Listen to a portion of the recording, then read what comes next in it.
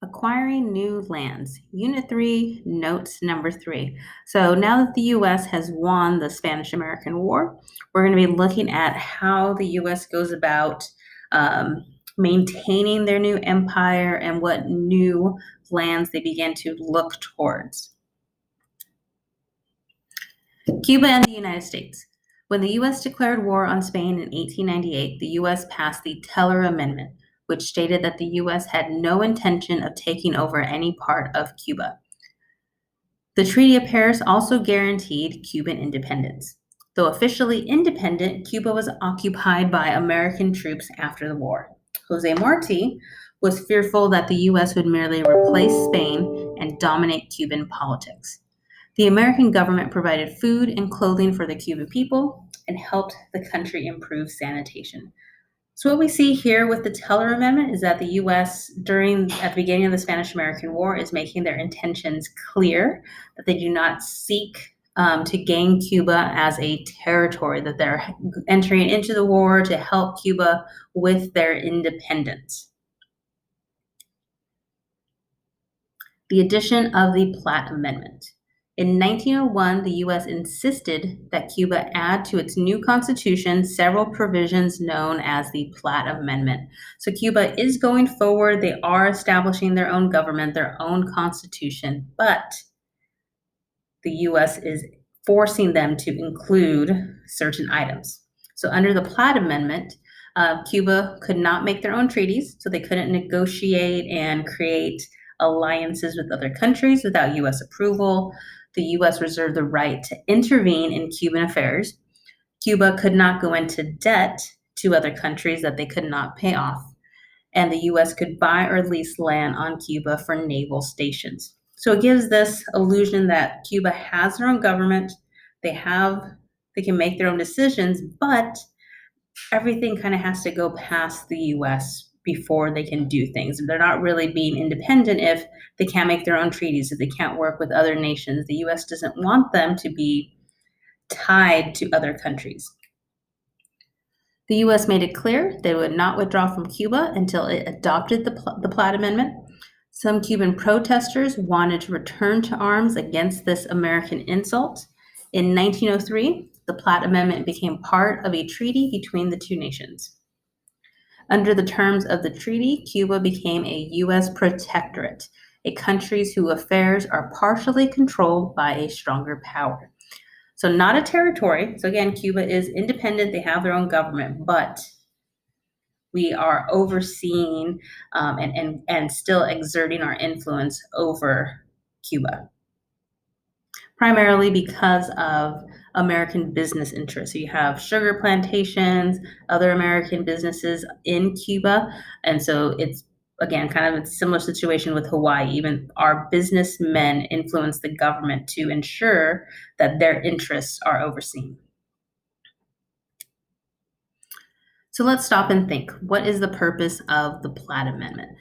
So the U.S., it allows Cuba to be independent. We follow through with our purpose in helping them with the Spanish-American War, but it still gives the U.S. that ability to oversee and kind of have Cuba in our back pocket in terms of still allowing businesses to thrive there. We're getting the best of both worlds. So it's definitely meant to benefit the U.S. It does restrict the power and independence of the Cuban people and the Cuban government. The Filipinos rebel. In the Philippines, Filipinos reacted with outrage to the Treaty of Paris, which called for the annexation of the Philippines. So here, the U.S. wanted the Philippines to be a territory. The rebel leader Emilio Aguinaldo, believed that the U.S. had promised independence. That was the reason why they had joined forces with the U.S. during the Spanish-American War. They thought they would be able to gain their independence like the Cubans. In February of 1899, the Filipinos, led by Aguinaldo, rose in revolt. The U.S. forced the Filipinos to live in designated zones where poor sanitation, starvation, and disease killed thousands.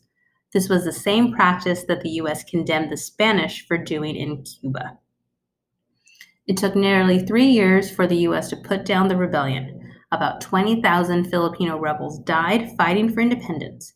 The war claimed 4,000 US lives and cost $400 million. So if you remember back in the Treaty of Paris, the US had paid $20 million for the Philippines. Now to keep the territory, it cost them $400 million for this rebellion. The US set up a government in the Philippines similar to the one established in Puerto Rico. The US president would appoint a governor who would then appoint the upper house legislature, and the Filipinos would elect the lower house. So the Philippine Islands remain under the control of the US until after World War II. So because the Filipinos, they're fighting their contribution to World War II, in 1946, the Filipinos were granted their independence. So now the Philippines are independent and have their own government. So US imperialism. So here's a quick map to kind of see where US influence has been spread out across the globe. So in the last set of notes, we talked about the US acquiring Alaska. We also see the Hawaiian Islands. From the Spanish-American War, we have Puerto Rico, Guam, now the Philippine Islands. We'll start talking about Panama Canal next week. And in the next slide, we'll begin to talk about the open door policy in Asia. So you really see just how vast that American influence has been spread across the globe in a relatively short period of time. Foreign influence in China. China was seen as a vast potential market for American products. The US began to fear that China would be carved into colonies and American traders would be shut out. So the US is entering the Chinese market kind of late to the game. Germany, Great Britain, France, Japan, they already had kind of areas that they traded with. So to protect US interests, US Secretary of State John Hay issued in 1899 a series of policy statements called the Open Door Notes. These notes were letters that proposed that nations share their trading rights with the US, thus creating an open door. The other imperialist powers reluctantly accepted the policy. So what he's basically proposing is that instead of countries having their own designated areas to trade, that everyone can trade in whatever region of China they wanted to. And it definitely benefits the US more because we didn't have a designated area to begin with. But it still benefits other nations too because they're not confined, restricted to their own specific region. And so here with this political cartoon, you see Uncle Sam with this key, this open door to China, again, illustrating this open door concept. Each one of these different men kind of representing different countries, kind of showing them, hey, we can all have access to China with this open door concept. Boxer Rebellion in China. Although China kept its freedom, Europeans dominated most of China's large cities. So there was a huge influx of foreigners to China to manage markets, to manage the resources, the goods that are being sent over there.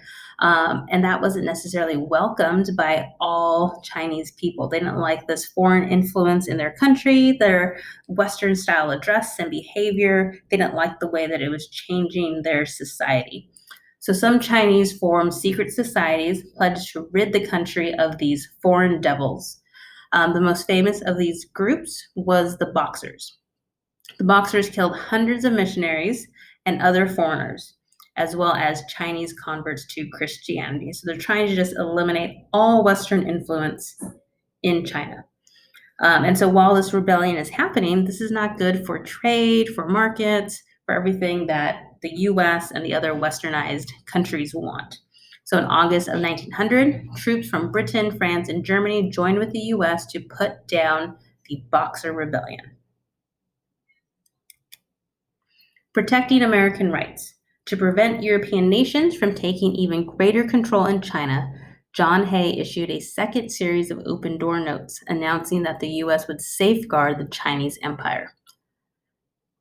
The open door policy reflected three deeply held American beliefs about the US economy.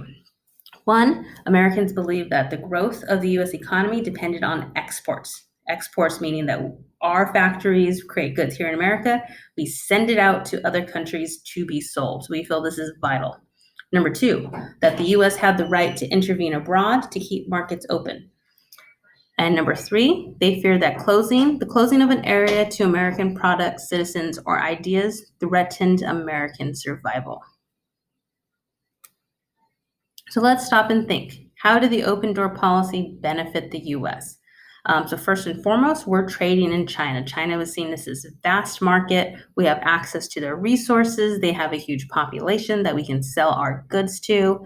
It also puts us in a position we help put down the Boxer Rebellion. So it elevates our kind of military status, our diplomatic status across the world. We're working with other countries cooperatively to kind of gain that trading rights and access to China.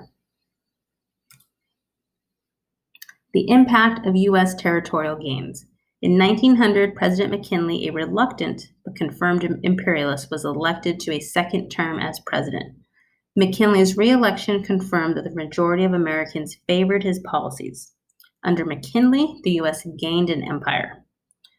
But not all Americans felt this way and thought that our imperialist actions were good. So an anti-imperialist league had formed prior to McKinley's re-election. Members included industrialist Andrew Carnegie, former President Grover Cleveland, social worker Jane Addams, and author Mark Twain. And so while these members, their reasons for not wanting imperialism may have varied. Some of them are thinking that by acquiring other lands, that it's going to drive down the cost of labor. You're going to bring in more foreigners into the country, and they don't like that. Well, some are thinking it's wrong for us to rule other people without their consent, just kind of the moral and ethical questions of imperialism. And so that was very debatable. But what I want to show, and we'll kind of go to the next slide, that even at this time, the concept of imperialism was questioned and was controversial. So let's stop and think. Was it wrong for the US to have imperialist goals and ambitions? And I think the quick answer and the easy answer would probably be yes, it was wrong. We're exerting our influence on other countries over people that don't necessarily want it. And then to kind of be contrasting to that idea, we have to also put ourselves in that perspective back then of this unfortunately was the norm. And so you had other countries that were doing the same thing. So if the US did not do this, if the US was not gaining territories, would we have become, a powerful country like we are today? And so this is definitely a question that has